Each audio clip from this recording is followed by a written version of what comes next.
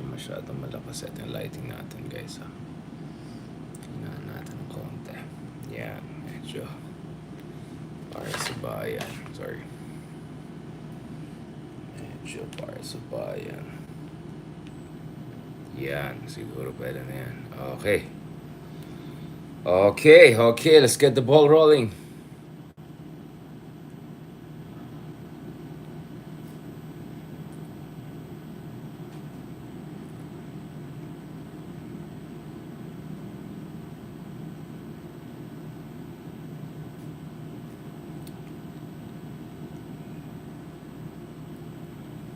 Banking pa yata.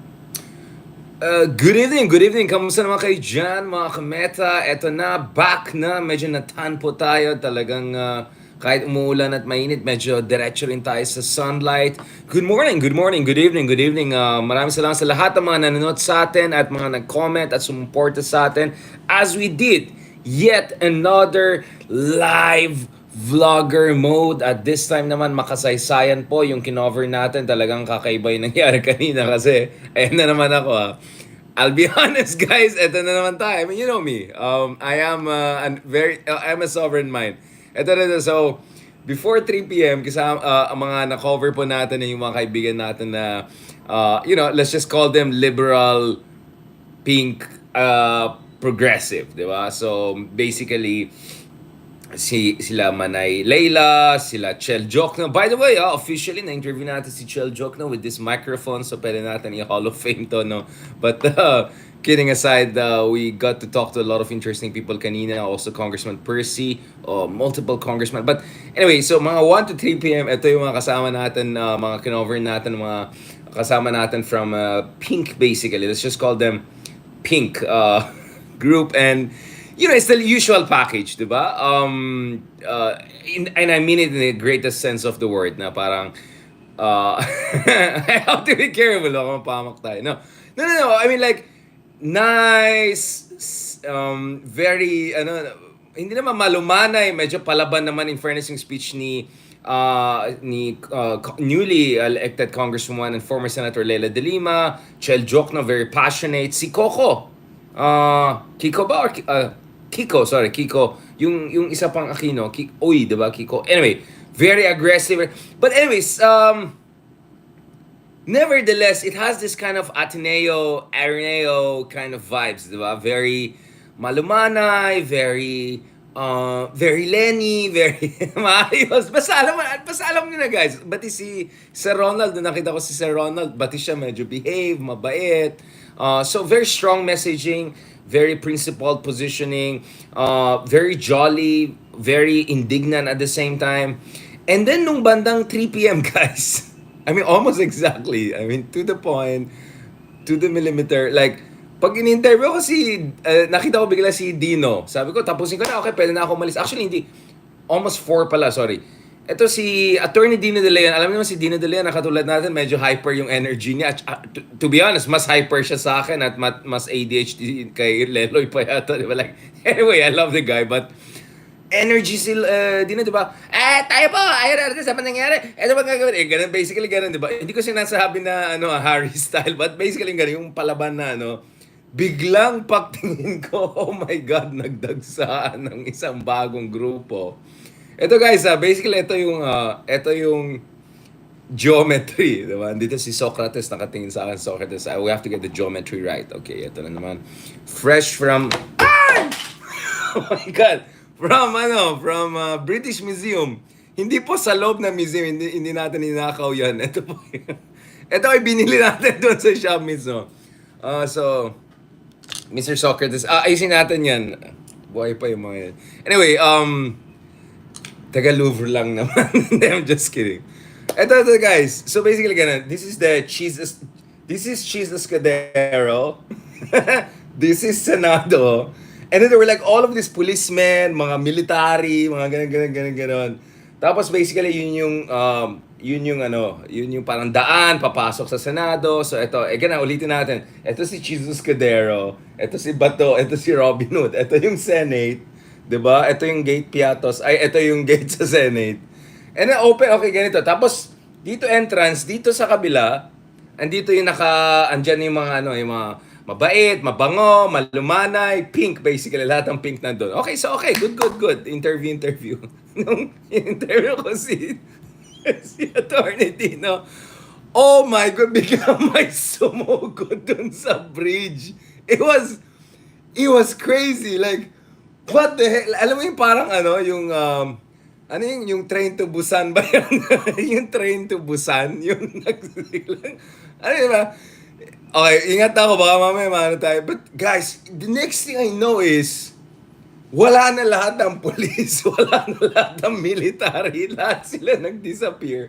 Next thing ako, sumugod yung mga kaibigan natin naman na taga mas kabila, yung mga, basically, mga Makabayan Block, yung mga ganun, like, oh my God, they just came in, they just swept away lahat. Like, walang trace ng police.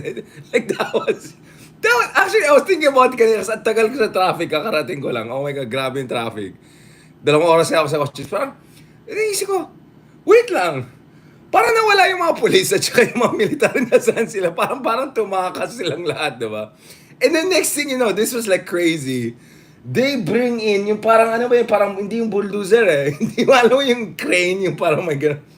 Suddenly a crane, Tiffany colored crane. I'm just like, hindi lang any crane. Tiffany, teal green, just comes in like that. Parks in front of the gate and Senate. I mean, if you didn't have an idea what's akala mo susugurin na nila. Biglang nag-park. Next thing you know, ayan na, nag-ano na yung mga kaibigan natin na tibak. That was a totally different energy. I'll tell you guys, like, nung nandun kasi ako, serious mode lang ako eh. Kasi syempre, indignant tayo. Talagang naano tayo. Pero, when I was thinking about it kanina sa traffic, what just happened there? Like, and then, pagtingin ko naman kabila, wala na rin yung mga kabayan and all. Nagsiyalisan sila. Nandun na sila sa pares ni Diwata. Tuloy na umabot pa ako sa pares ni Diwata. Tapos tabingi pa yung picture ni Diwata. Nasaan ba yung picture niya? Ito, may picture kami ni Diwata. May picture kami ng picture ni Diwata. But anyways guys, it was just crazy. Like, inintero ko si Dina, biglang pagtingin ko, may mga sumusugod na. Everyone is leaving. Pagtingin ko si Cheljok na umalis na rin. Muntik pa ako binangga ng kotse niya. Alis na kayo! Ganito. Tapos, mamaya pag ikot-ikot ko, wala na rin yung akbayan. Tumakas na rin sila. Wala na rin yung police. Wala na rin. Guys, it was crazy. I mean, if you were there, if you saw it, talagang ano yan, parang train to Busan ang nangyari. But, I'll tell you this, in fairness, grabe yung energy nung mga tibak natin kasama. Yung pagka-radical nilang pagmamahal sa ating bayan. Let me just put it that way. It was very interesting to see that. It's just completely different vibes. Ako naman, alam mo naman guys, bardagulan ako. So I love any kind of energy. I love malumanay, gentleman energy. But I also like yung parang, guys, you should have seen what happened. As in, yung pagdating ko, ang daming police military. Nawala silang lahat. For all I know, nandun sila sa loob, nakabunker na sila. yung panalo talaga sa yung crane yung Tiffany crane na biglang pumasok. Sabi ko, papanggahan pa niya yung gate. And then, nag-park lang sila, nag-take over na sila. That was the best, man. That was the best. Anyways, I just wanted to give you the sense of the,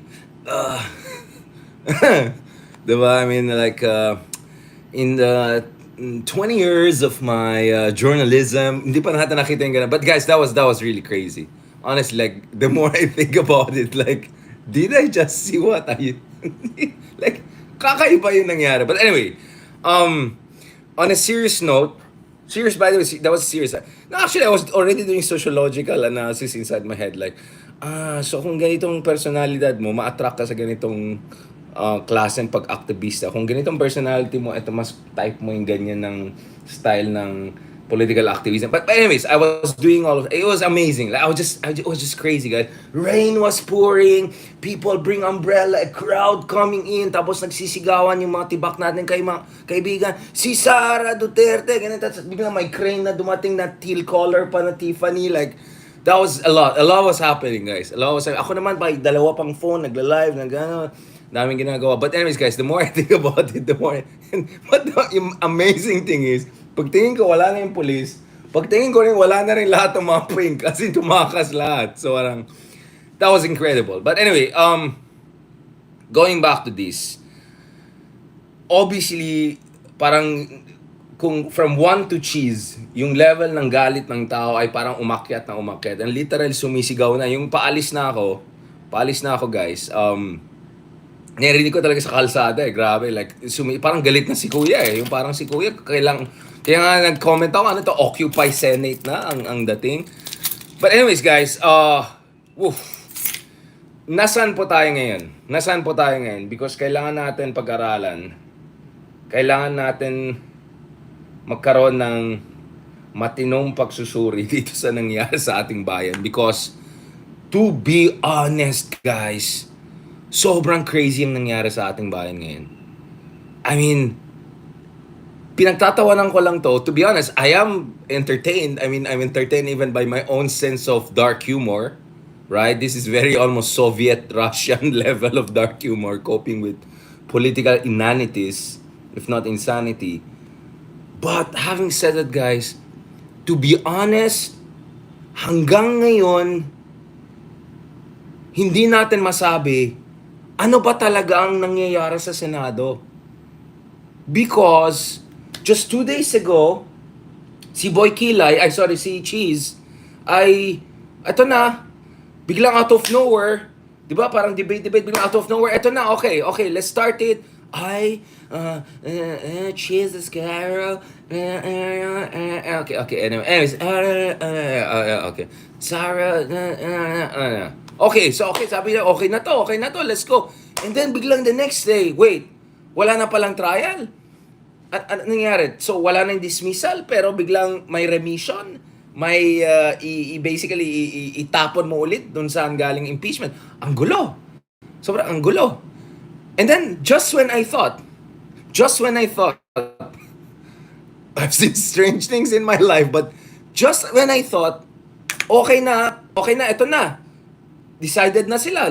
Talagang, gusto niya ng gulo. Naghahanap kayo ng, sige, okay, at least, nagkakaalaman na, takot pala kayo Okay. Biglang, today, iba na naman yung inib ng hangin. I'm like, this is crazy. So, mas-summon pa rin sila Sarah. Like, hindi ko gets. So, ano ba talaga? So, magkakaroon ng trial, tapos hindi magkakaroon ng trial, and then biglang, pwede mo rin summon si Sarah, and then biglang, may announcement kanina nakita natin, ba't yung mga kaibigan natin na iba ng mga abogado na naguguluhan na rin? Parang, what's going on here? Biglang, mag-break sila after tomorrow, and then, before the end of the month, magko-convene sila ulit as senator judges. And remember last night, sabi nila magkakaroon ng trial, tapos may rope, tapos no rope, tapos rope ulit. I mean, I really like seeing Bato in robe. Like, I was saying, like, basically, siguro is preparing for his ICC trial, to be honest. But anyways, guys, this is crazy. I mean, this is just crazy. What's going on? I mean, even by Chiz levels of, diba, back in the day in School of Economics, mayroon isang professor dyan na tinatawag namin sa kanya, pusit, but in a very different sense. Kasi ang style niya is, hindi yung pusit na yung nagre-release ng yung pusit siya in a different way. Parang, on one hand, ito yung argument, on the other hand, and then on the other hand, and then on the other hand. So, sa dami niyang mga arguments from different sides, octopus lang tingin. Parang 8 arguments, ganun.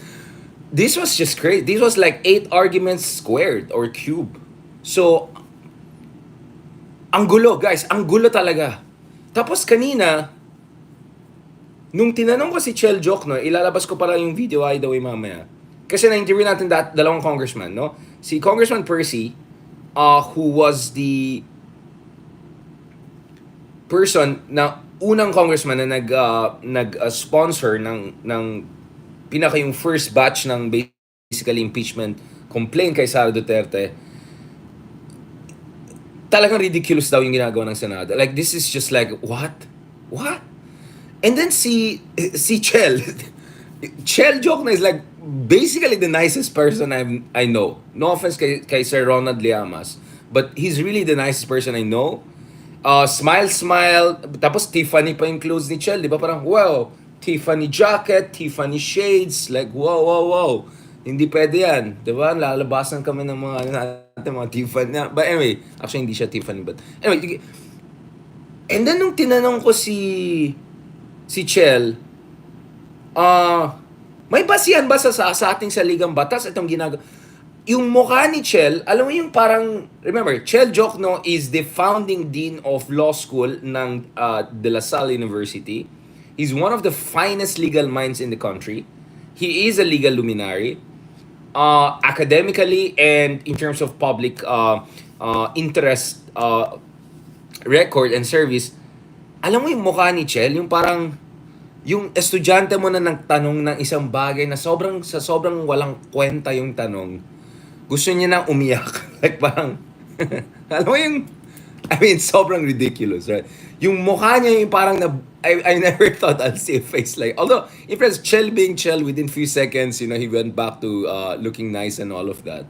But, yung mukha niya, yung buisit, it's like, it's so ridiculous yung ginagawa ng Senado from a legal constitutional standpoint that any serious legal mind, and in this case, a legal luminary like Dean Chel Jokno, na anak ng isa sa pinakamatalinong tao produced by the country ever. Just to remind people, yung daddy niya, yung dating Senador Jokno, he topped the accounting and top number one siya sa bar, both sariling sikap. Right? That guy, I don't think he even went to formal schooling at some. He just stopped. Like, ganyan ka genius level ang mga Joknos, right?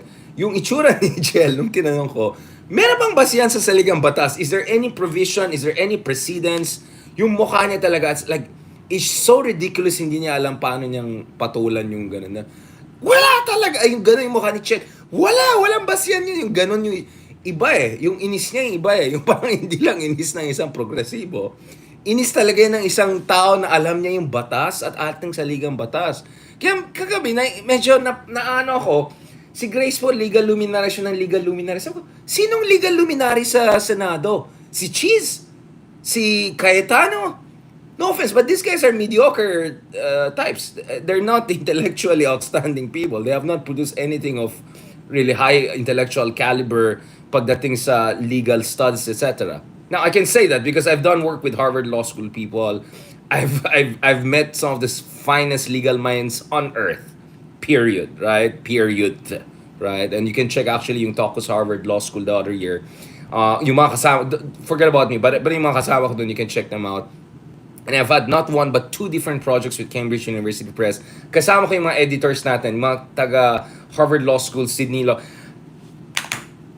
All I'm saying is that I've seen the finest legal minds on planet Earth, and no, sorry, I don't know why legal Cayetano, seriously, Jesus, they're not legal luminaries by any stretch of the imagination. I'm sorry, even by third world standard, hindi sila legal luminary. Okay, now you can make an argument for Coco Pimentel because but like, okay, number one siya sa bar, but, Gibo also did that. It doesn't make you necessarily, siguro, fresh ka lang nung araw ng bar exam ka. But, to be a legal luminary, you have to be Justice Carpio level. You have to be, pangalangan level of doing the ICC International Court. You have to be, at the very least, I don't have done some serious doctoral or graduate school legal scholar analysis or have served at the highest level in the judiciary. No, they're not.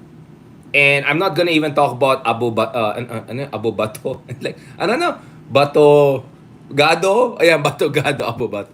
Bato Gado, Robin Hood Padilla, seriously, Robin Padilla is worried that we'll waste our intelligence through this impeachment. And then kanina naisip ko, nagko-complain yung Team Piatos na hindi naman pwede kainin yung impeachment. Ay, like, But anyway, joking aside, guys, it's just so ridiculous yung ginawa nila kahapon that I think Chiz realized he cannot cheese himself out of this. Kaya kanina parang, wait lang, so parang may trial pa rin? This is ridiculous, guys. Batorni? Batorni. Oh my God. Kaya sa ridiculous yung kakawin. Para kasi si Coco Pimentel, ex-TDS yan eh. At kung maalala nyo, guys, before we get ahead of ourselves, let's not forget, Coco Pimentel was PDP laban. Nagkaroon lang sila ng power struggle, kaya eventually na gano'n. But, remember last year, he had a very mediocre performance when he chaired yung hearing sa Senado when Tatay Digong was there. Remember that hearing? When si Digong, hinamon-hamon niyang ICC, pinagtatawanan ng ICC, tapos inimplicate pa niya si Bato. Well, thank you to Duterte, Digong, for making it easy for ICC. But I'm sorry, but Coco was it was horrendous performance. I think he handled that hearing very badly, so badly that Digong felt he had complete free reins to do whatever he wanted. Digong was just having his time, guys. Do you remember? Do you? Kaya nga sabi ko, wag tayong short-term memory style na, natuwa ka lang sa ginawa niya ngayon, kalimutan natin lahat. No, it shouldn't work that way. It shouldn't work that way.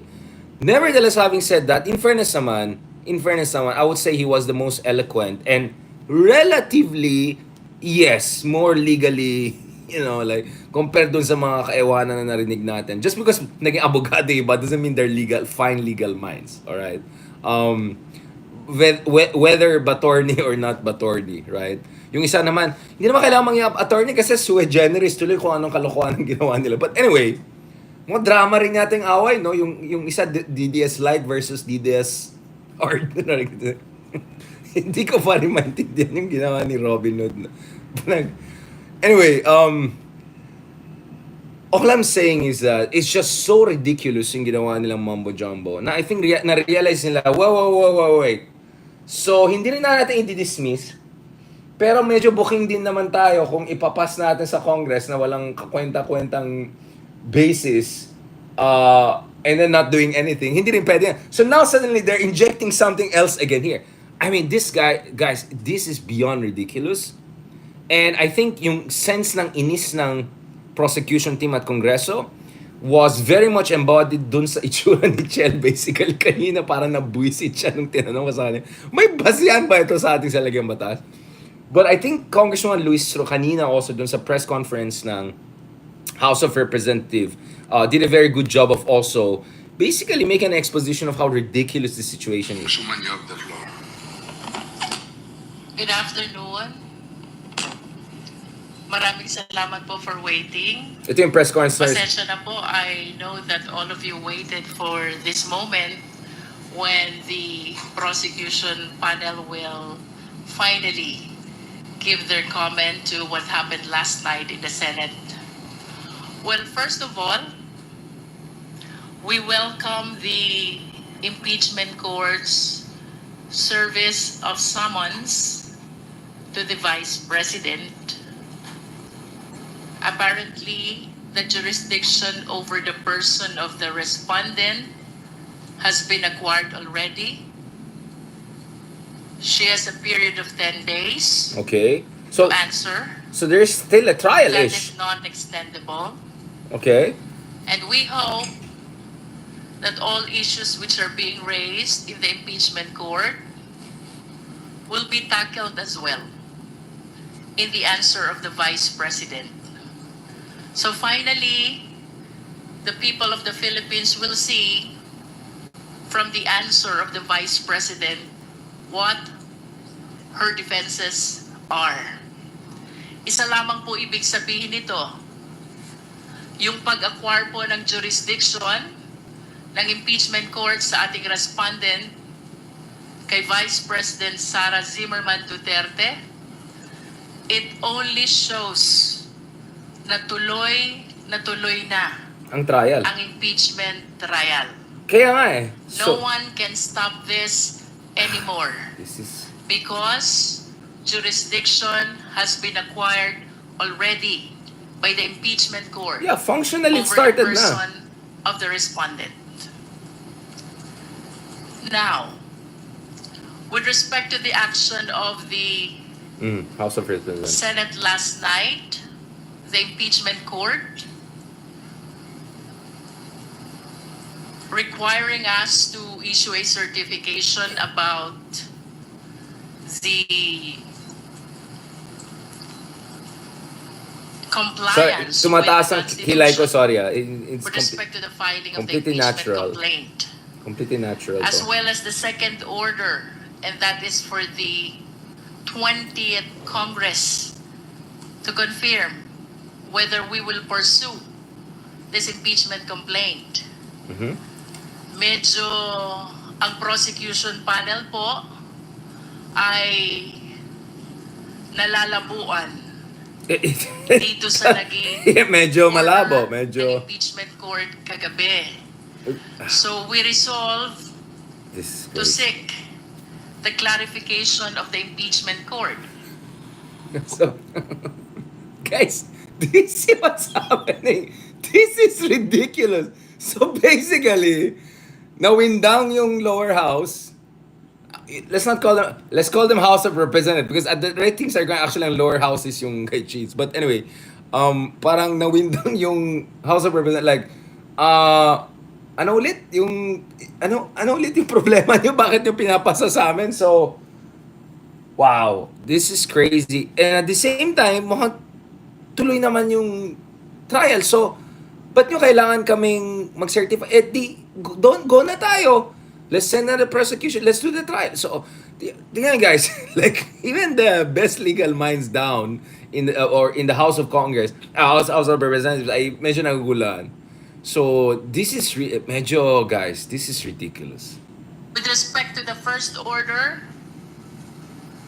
about the certification pertaining to our compliance with the Constitution in filing the impeachment complaint, we maintain our position.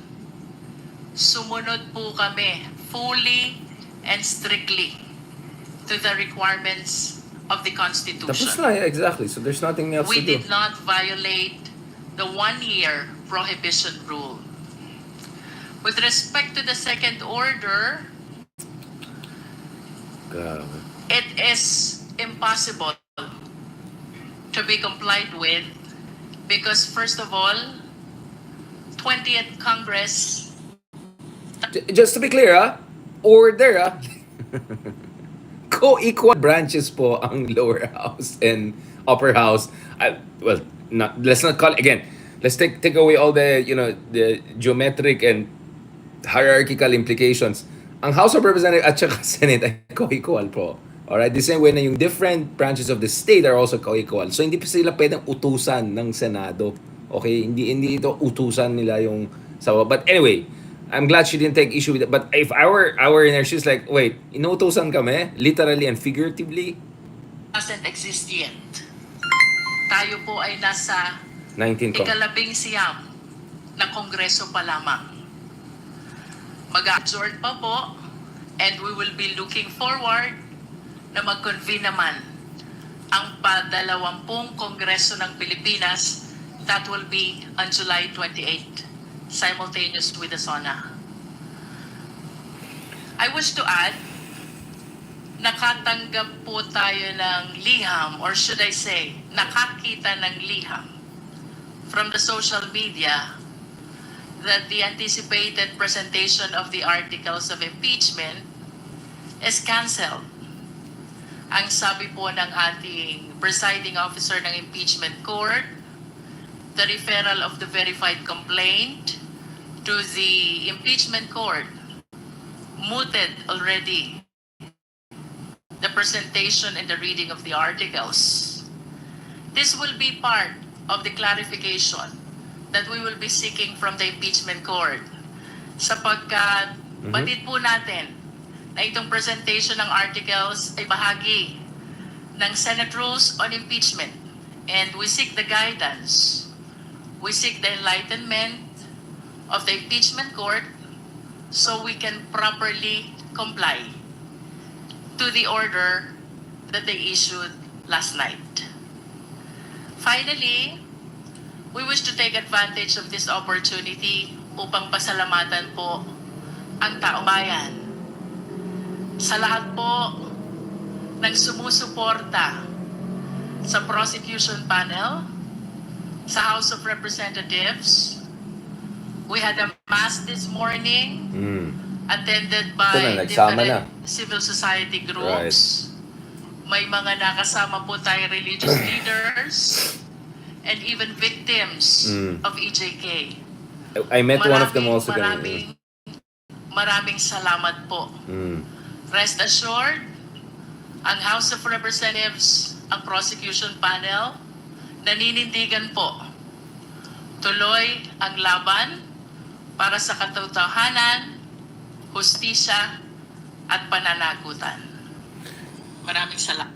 Okay, so basically guys, medyo unclear din ang Kongreso how to proceed because like, okay, tapos na kami, this is up to you. And in a polite way, Congressman Luis Tro was saying what Cheljok was saying kanina, which is basically walang kwenta yung sinasabi nila na kailangan pa i-remit and all that. There's no basis, there's no precedence for that. So basically windang sila how to respond. And they're saying if you want anything, then let's do it. It's a trial. We'll send a prosecution team and then the other side can move forward and that's it. Now, things got a bit weirder because kanina, nakita ko kanina na, wait, may spokesman na pala yung, so apparently yung Senate trial, whatever, entity, meron din spokesman at yung spokesman ay para mas cheese pa kay Chiz Escudero. Basically lang sabi niya, parang kung hindi papatulan ng Kongreso yung order namin, de facto dismissal na rin yan. I mean like, guys, this is crazy. So parang naguluhan ako. Pero para mas maguluhan tayo ng konti, tingnan natin yung Chiz Escudero press conference kanina because, man, this guy. Ano tong CNN News 18? Ano fake news? CNN ba to? Akala ko nga, fake news ano yan eh. Wow, this is crazy. Ito guys. Yung dokumento ang pinirmahan ko natapos kami kaninang madaling araw. Yung dokumento ng pinirmahan. tama yung style niya na ni Leloy kung kuha niya. Dokumento po na kinuha po namin sa Kongreso. Ayan. Okay. Pakinggan natin. Araw ng 2:00. Una ay yung liham sa kamera na pinagbibigay alam sa kanila. Ayon sa Zoom natin para sa makita yung kilay. hindi na matutuloy ang kanilang Ayan, kita ng presentasyon kilay. ng articles dahil Pagandaan kami ng kilay. kahapon. Na-convene na rin ang court. So ganyan kilay ko. Sa katunayan, nag-issue na nga ng summons Natural pa yan. Vice Walang President Sara Duterte ang impeachment Wala, i-zoom pa natin yung kilay. Inilabas ko ang mga pinagbotohang orders ng impeachment court kahapon. Okay. Una, kaugnay sa return, yun ang ginagawa sa Guys, this is totally spontaneous. I'm sorry. I think nag-overzoom na tayo. Okay. For our mental health, ilayo natin ng konti. Baka hindi tayo makatulog. Mag-submit din ng resolusyon mula sa 20th Congress na interesado. Gusto pa nilang ipursige ang pag-prosecute at sampa ng kaso laban kay VP Sara. Did you realize what he did? He basically said nothing. 1 minute in, the guy basically said nothing. I mean, he's just like, he's reciting what's happening in the universe. Sa ganitong araw po, habang huminga tayo at habang nandito pa tayo sa month of June, na isa po sa mga buwan ng ating taon dito sa Pilipinas na malapit na sa ating Independence Day. Like, did you see what he did? He basically said nothing. Guys. Kaya, honestly, guys, if you analyze it, he said nothing. Like, if this guy were a journalist in a top level, like, like he tried to do op-eds for New York Times, ang mga res katulad ng iba dyan, mga hampas lupa lang katulad natin. Basically, itapon lang ng editor, your first 2 paragraphs basically says nothing. Erase the whole thing. Honestly, guys, like, walang substance. Ganun siya. Sa ganitong araw na lahat tayo ay huminga ng oxygen at nandito pa tayo sa hapon ng isang magandang araw na like the guy just can keep going for 10 minutes na walang substance. But anyway, I'll try to be nice. Okay? Pag tumaas ang kilay ko, hindi ko nakasalanan yan. But guys, that's the thing. He does that. I don't know if he's curious or not. Like, basically walang substance yung sinasabi niya. Sunod na order ay yung summons na sang-ayon sa rules ng Okay. impeachment court ay dapat i-issue pagkatapos mag-convene Lahat yon ginawa at sinagawa namin kahapon. Pero siyempre, kailangan nun ng kaakibat ng mga written orders din. Yun yung hawak niya. Ano masasabi dito sa mga nagsasabi na i-treat mo ng impeachment, constitutional, baseless, legal, ang mga ginawa ninyo kagabi? Karapatan ni Numan ang Karapatan. magpahayag ng kanilang opinion. Ginagalang ko yun. Subalit Ginagalang tulad po ng natin. sinabi ko sa aking talumpati nung nagdaang Lunes. Lunes. Ang Korte cute. Suprema lamang ang pwede magsabi kung ano ang legal at hindi, kung ano ang constitutional at hindi. Pangalawa, kasaysayan lamang with the benefit. Did you notice? He does another thing. Nag-enumerate pa siya. Pero ano pa siyang, tuloy na, wala tayo ng... Guys, sakabulin natin, wala yung electricity natin. Okay. Isa pang napansin ko sa kanya, ang dami niya mga... una, pangalawa, pangapat, tapos yung pang-sampon niya, parang yun din yung sinabi niya kanina, inikot lang tayo. I'm telling you guys, I'll tell you guys, this is what my beloved Socrates would call sophistry. Alright guys? Kung pupunta kayo sa mga Platonic dialogues, one of my favorite dialogues there is yung galit na galit si Socrates dun sa isang sophist na pinapaikot-ikot lang yung argument at nabwisit si Socrates sa kanya, right? I mean, I'll tell you what. And what is scary about dun sa isang Platonic dialogue na yan, I'll forward to you guys the dialogue, is that sa dulo, a Machiavellian figure, kinda like a pre-Machiavellian figure takes over na basically sabi niya, tama na yung mga kalokohan na yan, let's just go strongman and let's just, like, ganun na lang. I mean, guys, seriously, every time I hear this guy, he perfectly reminds me of what Socrates was saying about sophists. People na talagang basically walang substance yung sinasabi, pinapaikot-ikot lang tayo. Pero baka maganda yung kulay. Kilay. Sorry, tuloy. Anyways, basta napapansin ko lang, like, ang dami niyang, like, if this guy were a debater, he wouldn't make it to debating varsity teams. Like, walang substance yung tinayo. Like, pinaikot-ikot mo lang yung the same thing. But anyways, I'm just saying, I'm just using my, like from a debating standpoint, super weak yung kanyang approach. But anyway, he got away with it for far too long. So ngayon, magkakaalaman na. Of hindsight, ang pwede makapagsabi kung sino din ang tama at mali, kaugnay sa kanilang paniniwala.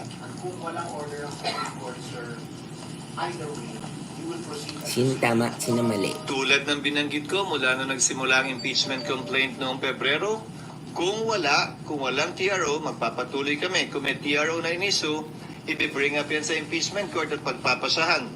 Tulad ng binanggit ko rin noon, hindi ba? May dalawang pagkakataon na nag-issue ng TRO ang Korte Suprema kaugnay sa impeachment Kasalanan niyo ba't di na nagigets? Klarong-klaro yung sinasabi niya. May TRO laban sa Kamara. Klarong-klaro. Ng Kamara. Klarong-klaro. Doon naman sa impeachment complaint laban kay Chief Justice Corona, nag-TRO ang Korte Suprema kaugnay sa pagbubukas ng account, bumoto ang Senado para sundin yung TRO nila. Yun pala. Wala pala problema eh. Klarong-klaro tayo guys. Nakita mo isa pang technique niya yan he talks as if parang syunga ka ba? Di ba nag-get? Sobrang klaro eh. Galing eh, di ba? Actually, medyo ano yan eh. Technique yan eh. You talk as if, ba't din niya nag-get? Simpleng-simple yung sinabi ko. Obvious ba? Hello, tignan nyo, di ba? Galing. Fairness in fairness. Oo. Hindi sila makakapag-comply yung parang action. Oo, kasi wala naman talagang action. See? Balikan natin ulit kung ano yung mga sinabi ko. Common noong sense. Febrero, nung Diba? final impeachment complaint. Isa pang ito pa, isa pang style niya. Interesting talagang we're breaking down. Isa pang style ni Chiz is not only to make you feel you're being ridiculous or preposterous. Another thing is like, di ba na-explain ko na yan. February pa lang. Bakit Cynthia Villar yung boses natin? Well, basically it's Cynthia Villar like, bakit? Baba tayo? Bakit hindi nila gets? Sinabi ko nga nung February pa lang eh. Klaro na tayo. Ayun. So basically, basically it's, di ba like, bakit? Anyway, okay. Dahil isang araw na lamang, 2 oras na lamang bago kami magwakas, nung final nila yan at 2 linggo na lamang ang sesyon ngayon, sabi ko, iba? Ang pinakamalayo ng pwedeng magawa ay mag-issue ng summons. Yung mga troll dito. Ayon sa aming rules, Losers. 10 araw ang nasasakdal Sige para lang. mag-submit Iyak ng na kayo. sagot. Mula sa pagkakatanggap niya ng summons, meron ding 5 araw ang kabilang panig, ang prosecution. Ayun pala eh. Para sa kanilang pagkakataon. Napakagaling. Para magsumite ng Thank reply. you. Yun pa lamang, Isa pang style ni Chiz. Magpasalamat ka pa sa kanya.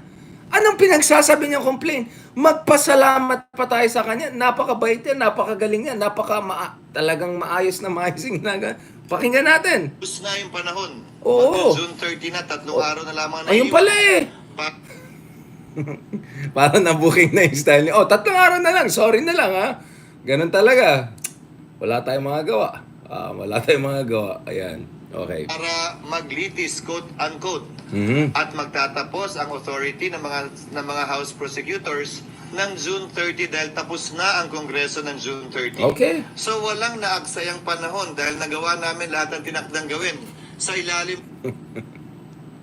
Wala daw na-accept pa. Guys, unang-una, February pa lang in-explain niya. At pangalawa, patapos ng oras. Sorry ha, wala na tayong oras eh. Pero magpasalamat tayo dahil dami nang nagawa. Napakagaling, walang dribbling, walang delay. Galing talaga. I'm very impressed. Ng 19th Congress. Baka nga makatipid pa kung napakinggan nyo kahapon dahil yung mga agam-agam kaugnay sa pagtatawid ng impeachment Ayan na yung mga complaint troll, na ito. umiyak-iyak na yung Yung mga- mga agam-agam kaugnay sa interesado pa ba yung 20th Congress dahil hindi pwedeng i-bind ng 19th and 20th Congress. Yung mga agam-agam kaugnay sa pag-comply nila sa 1-year ban na itinatalaga ng saligang batas. Lahat yun habang naghihintay tayo ng resumption ng sesyon ng 20th Congress para magsimula ang paglilitis ay masasagot na. Sir, what will happen kapag Yes, Sally. reject ng Kamara yung binabalik niyo ang articles of impeachment? Possible daw ba yung...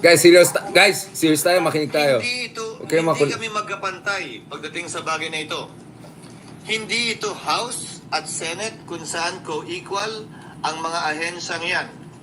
Sa parte ng impeachment, Korte ang Senado, prosecutor ang Kamara. Sorry. Wala sa lugar para sa Sorry guys. I'm just trying to get the right angle, okay? We have to para lang klaro tayo sa sa explanation niya, 'di ba? Sir, pasensya na guys, akong zoom out, zoom in out ko. Kasi gusto ko makita talaga natin yung kagandahan ng sinasabi niya, of course, 'di ba? Ito. Let's go. ang Kamara na hindi sumunod sa pinag-uutos ng impeachment court. Hindi ito parang BICAM na kailangan namin mag-agree. Oo. Ito'y kautusan galing sa impeachment court na nakatuon sa prosecutor na isa lamang partido sa kaso. Hindi magkapantay. Sorry, napapawisan ang yung kilay partido ko eh. At ang korte. Saan mang kaso, saan mang parte ng mundo. Tama. Galing. Agree kayo, 'di ba? Questionin kung dumaan sa tamang proseso yung House. I think trabaho nga Okay, daw. zoom out natin, baka. Meron nga pending sa court. May nakalagay ba sa rules na pwede kong pagbawalan at bigyan ng listahan Oh, ng mga miyembro? bakit kasi ganun tanong nyo? Ito lang Bakit? pwede niyong tanungin at sabihin. Oo naman, kawawa Ito lang naman siya, pwede guys. banggitin. Kawawa. Bawat impeachment judge, may Ayan. kalayaan magsalita Yun at nga eh. magsabi kung anong ninanais Oo, nila. tama. Hindi para sa akin Agree na ako. naman ipagbawal ang lalabas at sasambitin Oo. ng kanilang mga bibig. Totoo. Dapat buong galang natin tinatanggap at pinapahintulutan yon. Correct. Yan ang ibig sabihin ng pagiging isang deliberative body. Of course. So gusto nyo, dahil lamang Korte Suprema ang nagpapasa ng lahat ng bagay ng constitutionality, ni isang miyembro dito, walang pwede mag-question ng constitutionality. That's interesting, huh? Did you guys see what he did there? So, unang-una, nung hindi niya hindi, iwanan natin sa Supreme Court yan. Kasi ultimately, pag ganito, ganyan, Supreme Court. And then bigla, ngayon, hindi. Bakit tayo makinig lang sa Supreme Court? May sarili tayong opinion. Mas maganda pa yung ginawa ni Cayetano kahapon. Guys, bago magpalit isip si Batorni, gawin na natin yan para baka magpalit ng isip si Batorni. Napaka-legal luminary pa naman si Batorni. Kawawa naman tayo kung hindi natin sundan si Batorni. Baka magpalit isip siya. Di ba? Do you guys see what's going on here? I mean, I'm just looking at this from a kind of a discursive analysis. But anyway. Siyempre pwede. Siyempre malaya naming pwedeng pagdebatihan yan. Of course. Siyempre kung may motion, dapat naming pagbotohan yan. Pero sa dulo, palagi ko ang sinasabi, kung may magsasampa ng kaso, Korte Suprema ang may final say kung sino nga ba ang tama o mali legally at naaayon sa konstitusyon. Very sensible. Senator judges is for to do impartial justice. Naawa ko sa mga media to nang tatanong. Pwedeng siya mag-move mag-dismiss ng kaso, hindi yung other party. May nakapalo ba sa rules namin na bawal yun? Isa pang technique niya, pansin nyo, pag tatanungin mo siya, ibabalik niya yung tanong sa'yo. That's also very, that's another technique, guys, diba? Usually, there are two ways.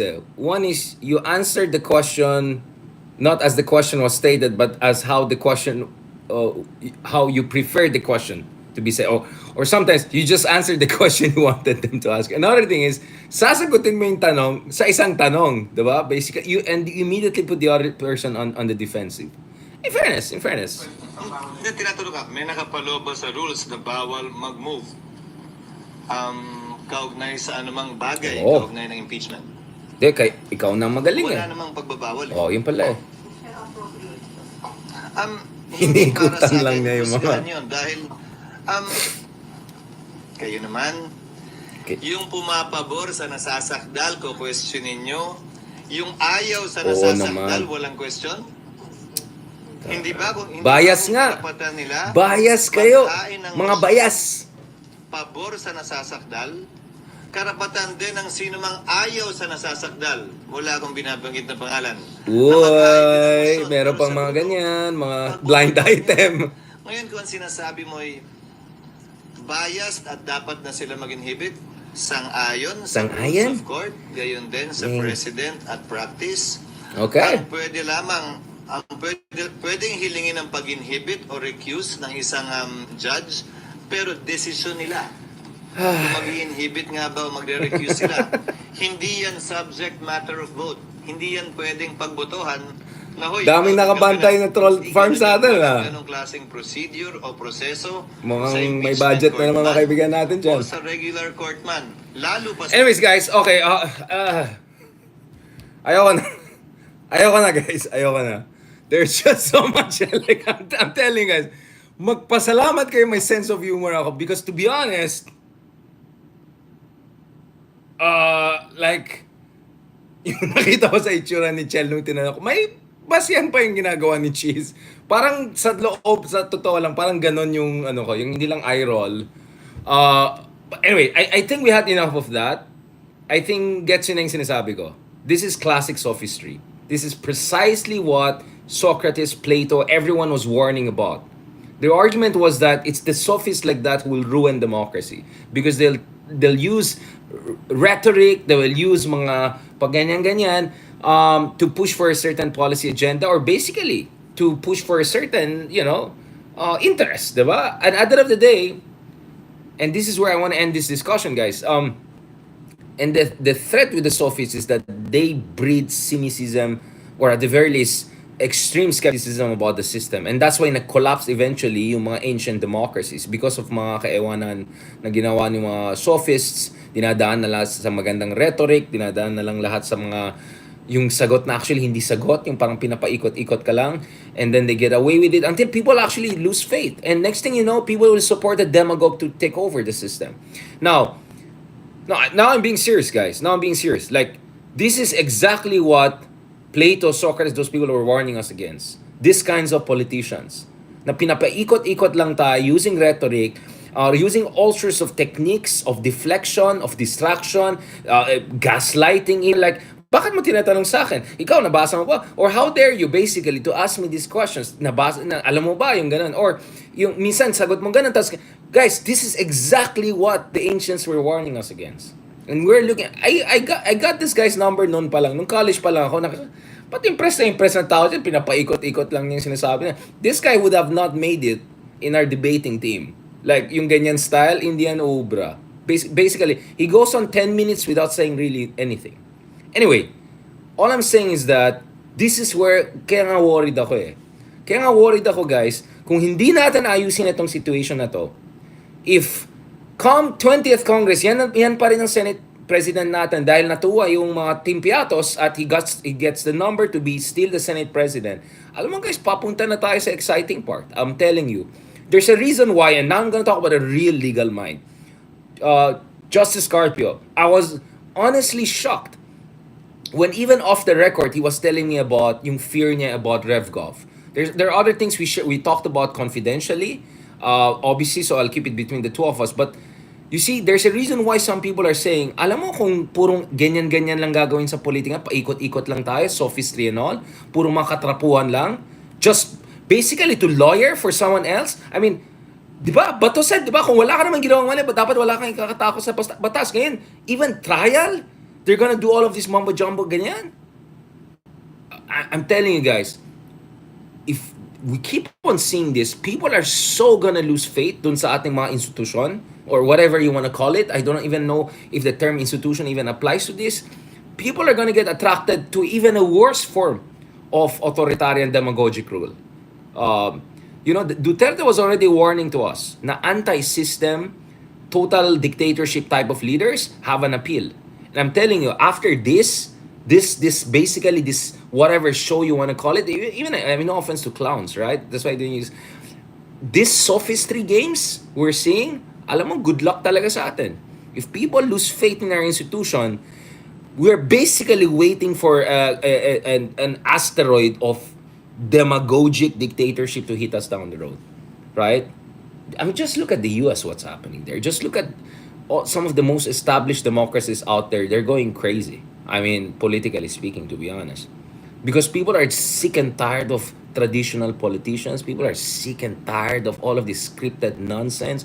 People are sick and tired of people who are just like talking from 10 sides of their mouth.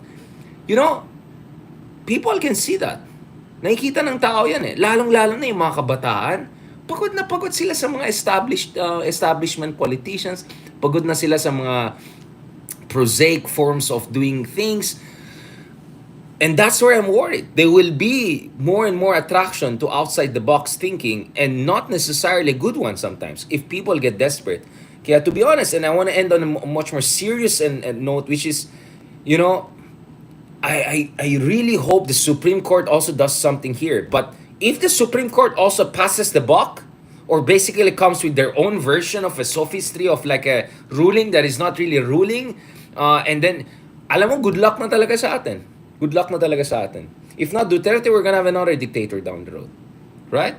And that dictator can come in many forms. Pwedeng, maayos, hindi na katulad ng Digong na I'll establish a dictatorship. It could be yung anak ni Digong. It could be yung dati niyang, errand boy. It could be, you get what I'm saying? This is where things can get very dangerous for the Philippines. Kaya nga sabi ko, I joke about, here and there, but I keep on going back to ancient philosophy and I realize a lot of problems we're seeing today, nakita ng mga tao long time ago, and we just have to learn the lessons of the past. If you keep on messing around with existing institutions, if you keep on breeding disenchantment, you're asking for trouble. And none of us, I don't know about you guys, pero none of us, I'm not Gen Z, I am not a kid anymore, so I'm also invested in the system in the sense that, I want change, but I don't want chaos, right? I want transformative change, structural change, pero ayoko ng gulo, right? But basically, we're asking for gulo. Kung purong ewan lang gagawin natin. Imagine guys, VP pa lang si Sara, ganun na nakikita natin. Imagine kung naging president pa siya, di ba? Or even if that doesn't happen, this is gonna, if we keep on going down this road, guys, good luck talaga sa atin. Kaya nga, I wrote that book yung book about Rise of Duterte. Obviously, I have to write a sequel, diba? I was supposed to write a new book about the return of the Marcoses, but sa sobrang mas, andito pa rin tayo sa shadows of Duterte. So, the subtitle of the book was A Populist Revolt Against Elite Democracy. Basically, lang sinisabi ko is, sawang-sawa ng tao doon sa traditional politics. And if this is not traditional politics, traponess, I don't know what is, to be honest. I don't even know why do we vote these people back into power. Kaya nga actually, for all of the, tayo naman, hampas lupa lang naman tayo. Pero narinig ko, may mga ibang vlogs na pinagtatawanan ba itong vlogger na to, tumakbong gana. Actually, may master sa Ateneo, isang vlogger. Last time I checked, right? So bago mag-hanash, mag-ano. But anyways, you know, I said, we have to be thankful to the types of Kristan or Mark Gamboa of throwing their hat in the ring, because at least now, baka magkaroon tayo ng lakas ng loob. Because I think good people should run more for office. More and more good people for... Why are we even electing these people back? Bakit? Last time I checked, kasama pa sa slate ni Lenny to noong 2022, di ba? So, ibig sabihin, wala tayong na-rear na new generation. Right? I'm telling you guys, we started laughing about it, but this is basically how Dostoevsky would do it. And if you watch the movie Parasite, they basically also did the same, right? If you watch the movie Parasite, it starts like parang comedy and then depressing, but then, like it has that arc, right? Parang ganun din tayo nag-start, parang comedy, and then like now let's get serious, guys. This is crazy.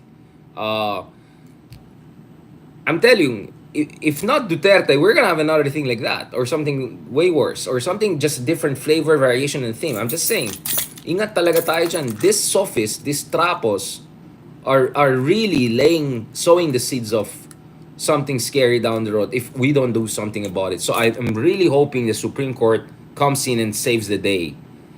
And otherwise, we're basically a Piatos Republic. And with all due respect to Robin Hood Padillas of this world, sir, before lecturing us about net foreign direct investments, I'm sure expert din yan sa Human Development Index, but before lecturing us about that, sana naman, kausapin mo muna yung mga global investors, because yung mga katulad namin, medyo hindi lang kami nagre-research, medyo na-meet din namin yung mga top investors. I'll tell you what, their number one concern, aside from the usual stuff which is electricity cost, infrastructure, is yung gulo na galing sa mga Duterte camp. Yung destabilization na ginagawa nila. So I'm sorry, if you want to help the country in our FDI net inflow, actually you guys are part of the problem. But anyway, just look at our Senate, guys, now. So basically, you have Trapos, Sophist, and then you have like Robin Hood Padilla change candidates. And then you have 4 or 5 there na, let's call them Fantastic Five. But, then again, I don't want to forget the last 10 years of what Coco Pimentel has been doing. And in fairness, kudos kay Sherwin. Top donor sa sa Sara campaign, but at least now, exercise of and then, sige na nga, Binay po. Okay, anyway, and then of course, his Rizal has been consistent 100% through and through. But let's not lose sight of the fundamental problem we have here is basically na-dominate ang system natin ng Trapos and yung mga change candidate na basically Robin Hood Padilla or Batorni level. That, guys, that's asking for trouble. That's asking for trouble.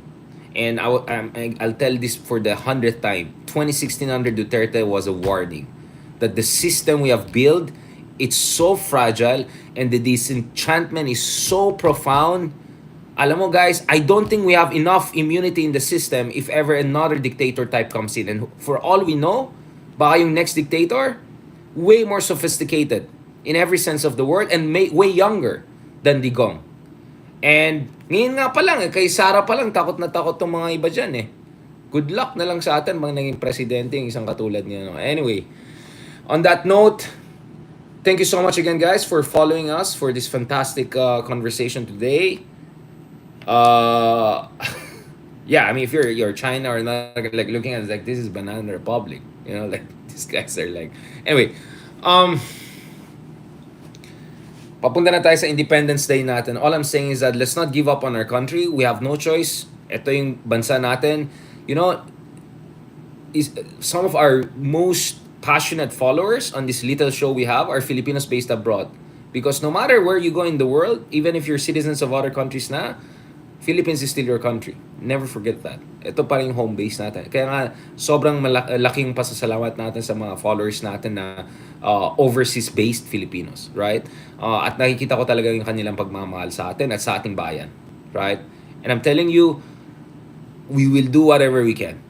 But we have to step up, guys. We have to step up. Hindi na pwede yung mga inotil liberalism. Hindi na pwede mga pakyut-pakyut na yan. Yeah, maybe pakyut gets you elected in the Senate. And then what? You get 1 vote, then what? You just help the system to perpetuate itself. But anyways, I'm glad at least Bam came with the statement as he promised, and the statement was good. Pero sana naman, next time, di ba? If we're gonna make a statement, let's not wait for things to happen. Anyway, 20th Congress is coming in. Push for Kiko, push for Bam, push for everyone who's sensible. Maybe there are other Sherwin Gatchalians out there. Reach out to them, have constructive engagement. Let's work the numbers, okay? Let's work the numbers. Otherwise, we're gonna go down the same road that our ancient predecessors in Greece went down. Okay? Alright? Yun na lang. I'll just keep it that. Tomorrow, tuloy natin tong conversation. God bless and talk to you soon. Nalobat na rin, guys. But anyways, thank you so much, guys. Pasensya na kung medyo nag-range talaga tayo from comedy to serious but yes. I'm worried. I'm very worried, guys. I'm very worried. Alam mo, things look like normal on the surface, but I'm telling you, guys, yung Gen Z, they have no patience for nonsense. I'm telling you. And kung mawala ng pag-asa yung Gen Z sa sistema natin, good luck na lang sa atin. Because that's the perfect opening for another anti-system person to come in. Or, at the very least, and this is the best case scenario within the worst case scenario, prepare for another Duterte regime in 2028. Basically. Alright? Kaya kailangan talaga natin mag-step up, mga kaibigan. Otherwise, good luck talaga sa atin. And kawawa naman ang Pilipinas kung bumalik na naman tayo sa ganyan style. BBM is far from ideal, but people, don't forget, there's Purgatorio, there's the 7th circle. Don't forget about it. God bless, and talk to you soon.